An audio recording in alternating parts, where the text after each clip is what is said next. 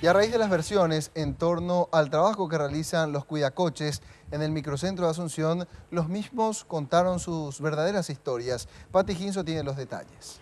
Y en este informe especial contamos algunos detalles de por qué la gente se dedica a este negocio informal de cuidar coches. Hay un negocio bastante rentable detrás de todo esto y sobre todo atrás de la informalidad se amparan muchas personas que cuentan con problemas judiciales. Los riesgos que se tienen en este trabajo son varios. Imagínese si uno debe hacerlo de noche y bajo la constante duda si podrá o no llevar el pan de cada día al hogar con lo que hace, más aún sabiendo que la actividad que realiza no es bien vista por los demás, ante las constantes noticias de que los cuidacoches son un peligro para la sociedad. Hoy conoceremos la historia y lucha diaria que conlleva trabajar por las noches y más aún en las calles céntricas del país. Este es el caso de Joel, quien lleva desde hace un buen tiempo trabajando en la zona de Ayolas y Montevideo desde las 17 horas hasta las 21 horas aproximadamente. El hombre, o como todos lo conocen, el cuidacoche, asegura que le es rentable para sobrevivir. Hoy mi vive la ganancia, don. Y depende. Eso, mira, si está todo el día, no ni cuidar, la gente no me viene. O sea, sí o sí tenés que cuidar. Sí o sí tiene que estar. Mate con el aporte de la gente. El dos más o menos cuido más de la facultad. De la facultad. Mate con y pollera a mí, pues, ¿Y da? Yo no me quejo. Come de mimi. Sí, una vez el caso hasta 200. A la noche. Hasta 9:30. ¿Desde qué hora estás?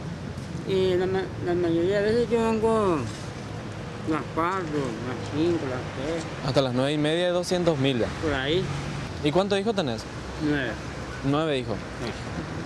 5 mujeres y 4 hombres.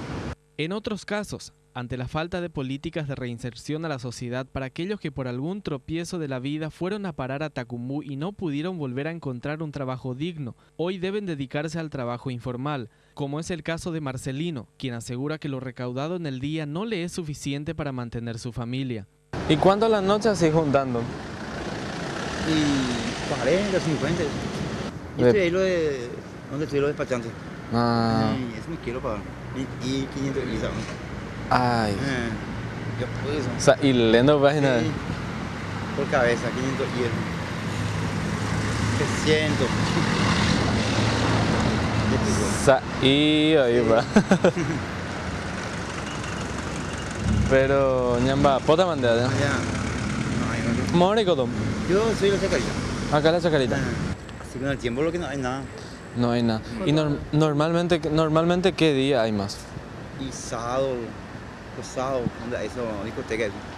Pero ustedes se van también. ¿Ustedes solamente acá atienden o se van también a otro lugar? Yo estoy de ahí de Isla Mexicana y a veces me voy lo de Poniente. Ahí. También. Y seguramente hay días que hay más cosas. Y sí, hay días que sacan 70, a veces 0.